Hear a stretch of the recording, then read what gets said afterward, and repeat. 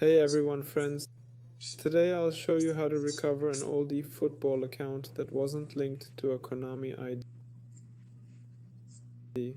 Yeah, these accounts weren't connected at all. How do you get them back? Let's open eFootball and wait for it to load. Once you're logged in, click on Extras, then Support, and then Service and Usage, and finally Support.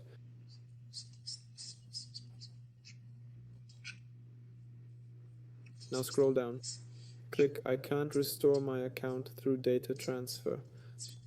Scroll down again. I can't recover my account through data transfer. Scroll down here, click Accept, select your country, then click Next. That's it.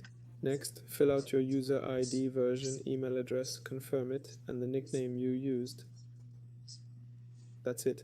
You can enter your own username here and enter the ID of the account you want to recover.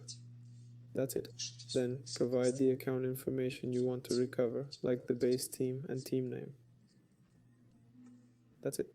When you started playing on this account and the last time you logged into that game on that account, the name of the device you logged in from, the name of the device you played with and are playing with now, how many coins you had, if you made any purchases, and you can provide more details about those here and whether this device was connected to any game services.